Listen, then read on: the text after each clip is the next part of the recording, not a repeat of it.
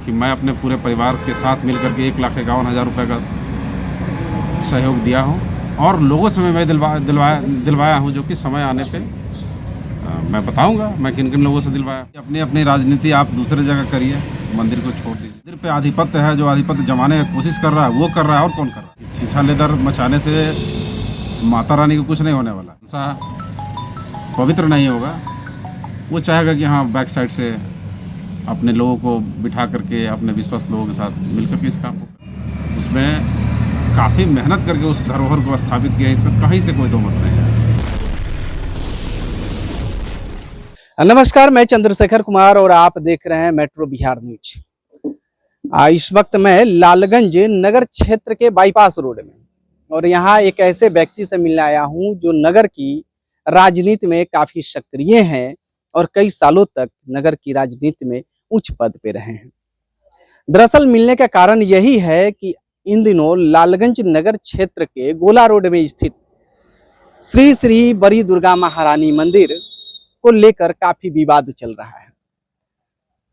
हर महीने कोई ना कोई व्यक्ति प्रेस कॉन्फ्रेंस और सोशल मीडिया के माध्यम से एक व्यक्ति दूसरे व्यक्ति पे आरोप प्रत्यारोप करते हैं और दूसरे व्यक्ति फिर पहले व्यक्ति पे आरोप प्रत्यारोप करते हैं।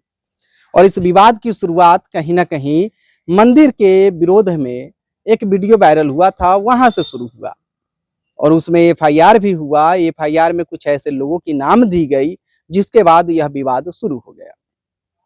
पिछले कुछ दिनों पहले सोशल मीडिया के माध्यम से आपने देखा होगा कि नगर क्षेत्र के पूर्व उप सभापति मुकेश चौधरी, कृष्ण मोहन चौधरी उर्फ मुकेश चौधरी के द्वारा लालगंज नगर क्षेत्र के सभापति के प्रत्याशी और बड़ी दुर्गा मंदिर के संस्थापक विनोद पजियार जी पर कई गंभीर आरोप लगाए गए थे। उससे पहले विनोद पजियार जी के द्वारा भी मुकेश चौधरी पे गंभीर आरोप लगाए गए थे सोशल मीडिया के माध्यम से ही।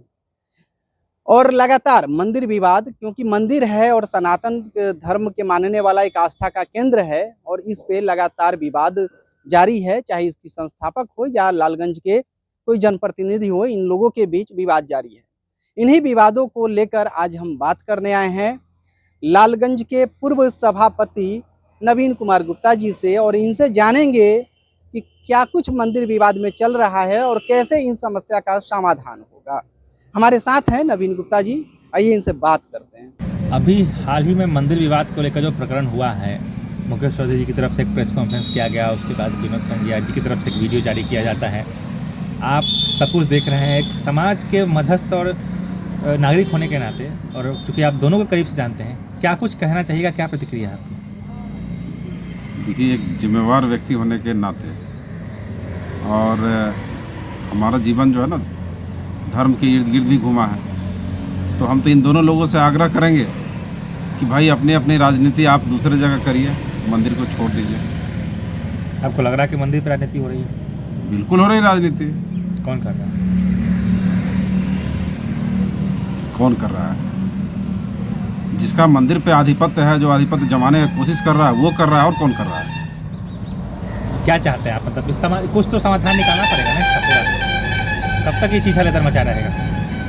देखिए, छीछा लेदर मचाने से माता रानी को कुछ नहीं होने वाला है और ना उस मंदिर को कुछ होने वाला है, लेकिन हमारा समाज भी स्वच्छ रहे और लोगों में किसी तरह का द्वंद्व न रहे, इसलिए निश्चित रूप से लालगंज के प्रबुद्ध एवं धार्मिक लोगों को आगे आकर के मंदिर राजनीति से अछून्न रहे और मंदिर का संचालन अच्छे तरीके से हो, वहाँ धार्मिक पवित्रता बना रहे, इसके लिए आगे आकर के काम करना चाहिए, बैठक करना चाहिए, लोगों को आह्वान करना चाहिए और उसमें यदि लालगंज का लोग चाहेगा तो हम भी रहेंगे उसमें। लालगंज में वो बार बार कहते हैं विनोद पजियार जी की एक धरोहर मेरा लालगंज को, इससे कोई इनकार है नहीं कि धरोहर है, भव्य मंदिर है। कमेटी को लेकर सवाल अक्सर उठा है।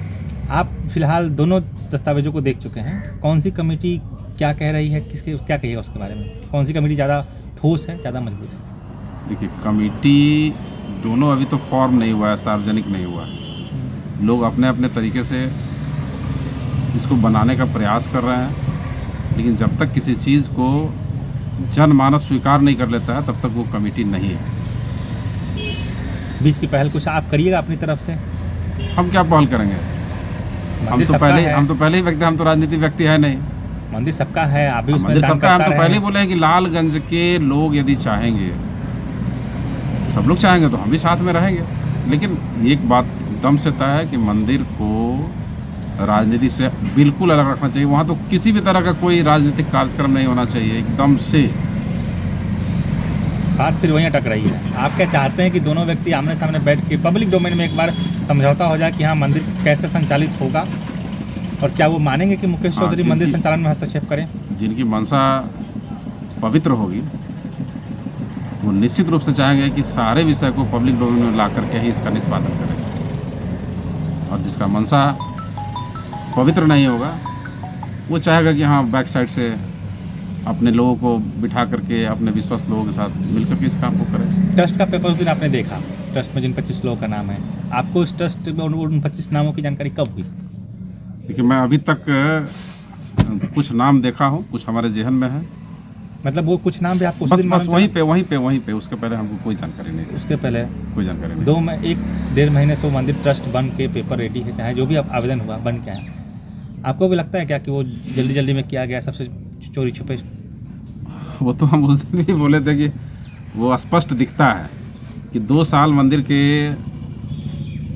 उद्घाटन का हो गया, लेकिन कभी आज तक मंदिर का, जैसे मंदिर कमेटी बने तो किनके साथ बने? जो सबसे पहले भूदाता है उनके साथ बैठे बने, जो सबसे उसके बाद जो दाता हैं, जो चंदा दिए हैं, जो सहयोग दिए हैं उस मंदिर के निर्माण में, उनके साथ बैठक होकर के कमेटी का निर्माण होता तो ज़्यादा बेहतर था। हाँ, ये बात अभी भी मैं स्वीकार कर रहा हूँ कि विनोद पंजियार उसमें काफ़ी मेहनत करके उस धरोहर को स्थापित किया, इसमें कहीं से कोई दो मत नहीं है। वो तो यही कहता है ना कि जो लोग चंदा नहीं दिए हैं काहे बीच में बोल रहे हैं। अरे चंदा नहीं दिए इसका क्या मतलब होता है? आप राजनीति करते हैं तो यदि आपका वोट नहीं देगा, आपको वोट नहीं देगा तो वो मैंने लालगंज का नागरिक नहीं होगा और उसको आप सरकारी लाभ से वंचित कर दीजिएगा। आप शपथ लेके आते हैं कि मैं किसी के प्रति भेदभाव नहीं करूंगा। उसी तरीके से मंदिर का भी यही मतलब है। मंदिर का मतलब सार्वजनिक होता है, हर कोई चंदा दे नहीं सकता है, लेकिन उसको मंदिर पर जाने का अधिकार है। मंदिर में यदि कुछ बुरा होता है तो उस पर भी बोलने का अधिकार है। कल के जारी बयान में उन्होंने कहा कि जो लोग चंदा दिए हैं या जो लोग सहयोग किए हैं हम उन्हीं को कमेटी में रखेंगे। तो क्या आपको लगता है कि वो 25 लोगों का ही सहयोग था? हम तो उस दिन भी बोले हैं आपको कि मैं अपने पूरे परिवार के साथ मिलकर के 1,51,000 रुपये का सहयोग दिया हूँ और लोगों से मैं दिलवाया हूँ, जो कि समय आने पे मैं बताऊँगा मैं किन किन लोगों से दिलवाया हूँ। तो क्या आपको इस बात का दुख है कि आपको कमेटी में नहीं रखा गया है? नहीं, दुख नहीं है। इसलिए दुख नहीं है कि हमारा जीवन बनावटी नहीं है। हमको माता रानी में विश्वास है, आस्था है, और हम कहाँ कहाँ कमेटी में रहे। हम बहुत सारे मंदिरों में हमारा एक्टिविटीज़ है, तो इसलिए हमको कोई उस पर आपत्ति नहीं है कि हमको नहीं रखा गया। हाँ, ये ज़रूर है कि लालगंज का वो एक धरोहर है और वो लालगंज के अच्छे व्यक्ति के हाथ में रहना चाहिए, अच्छे कमेटी के हाथ में रहना चाहिए, और उस कमेटी को निर्माण करने की जिम्मेवारी लालगंज के प्रत्येक धार्मिक एवं प्रबुद्ध लोगों का है। निर्माण तो हो गया, अब संचालन की बात आएगी। निर्माण हो गया, कैसे निर्माण हो गया? हम पूछते हैं कि आप एक कमेटी का, छोटा सा कमेटी का निर्माण करते हैं तो उसको आपको लोगों को बीच में बिठा के, आप चुनाव लड़ते हैं, आप सब कुछ करते हैं, तो आपको पता है ना, कोई निर्णय लेते हैं तो उसको सार्वजनिक रूप से एक बैठक करा के करना पड़ता है। उसी तरीके से बैठक करा करके इस निर्णय को किया जाए, वो सर्वमान्य होगा। लेकिन कोई व्यक्ति यदि किसी विशेष आदमी से प्रभावित होकर उनका नाम लेकर के या फिर अपने पॉकेट के लोगों को नाम लेकर के रखते हैं तो वो तो समझिए कि एक आखिरी और गंभीर सवाल रहेगा आपसे, जो सबसे ऊपर है, कब से दिमाग में है। वो बार बार कहते हैं, हकीकत भी है कि मंदिर को बनने में लगभग 4 साल का समय लगा। मंदिर विनोद पंजियार जी के प्रयास से, उनके ही जो प्रयास रहा है, चाहे कहीं से भी जुटाना हो, लोगों को एकत्रित करना हो। कहीं से कहाँ से जुटाए हैं? तो वो सार्वजनिक करे कहाँ से जुटाए हैं।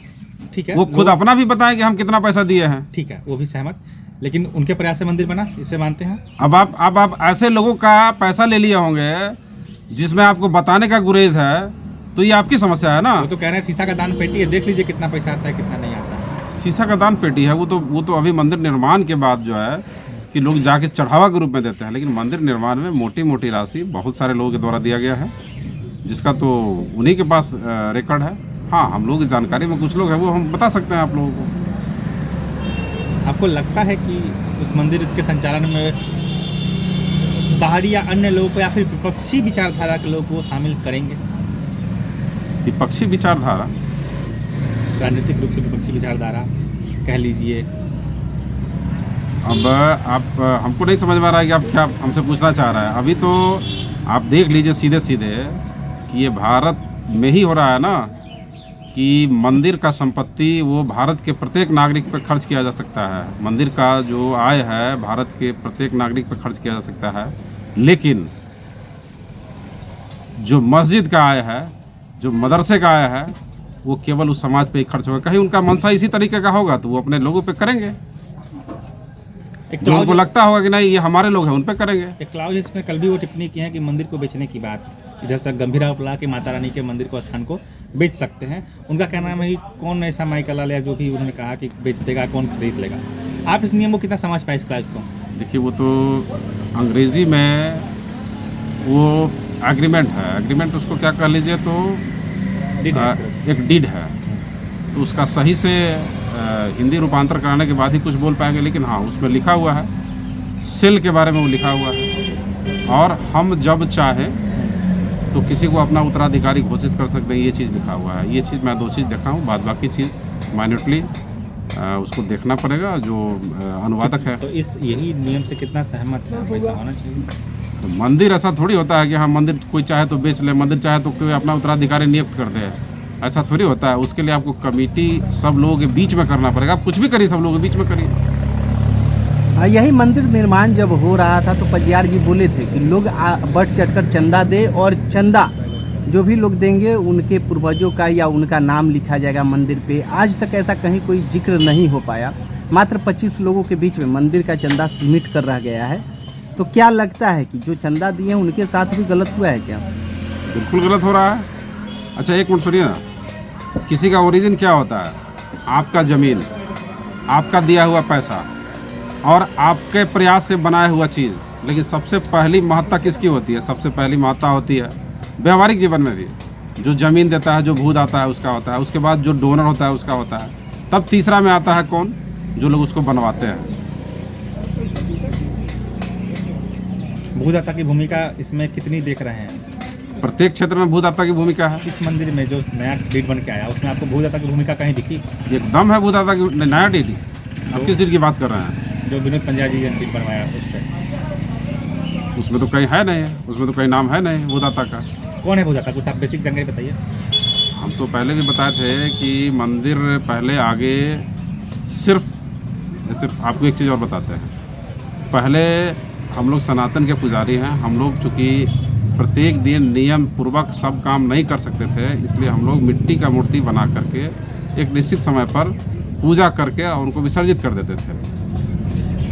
तो उस आधार पे वहाँ पे प्रत्येक साल बड़ी दुर्गा माता बनती थी, और जो अनुष्ठान होता है हम लोगों का 9 दिन का, उसके बाद विसर्जन का वो निश्चित तिथि होता है, उस पर हम लोग विसर्जित करके उस जगह को हम लोग प्रणाम करके हट जाते थे। उसके बाद वहाँ पे एक भवन था जिस पर रामेश्वर लाल लिखा हुआ था, और उस भवन में सोशल एक्टिविटी जो वहाँ के वैश्य से जुड़ा हुआ, व्यवसायी से जुड़ा हुआ चीज़ था, उसका उस पर होता था, बैठक होता था और कुछ होता था। अब कोई वैसे चाहे तो वहाँ संगठन बना के वहाँ बैठक कर सकता है?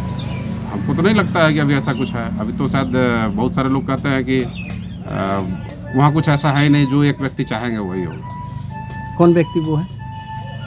अरे ये सर्वविदित बात है, इस तरह का प्रश्न का कोई मतलब है क्या?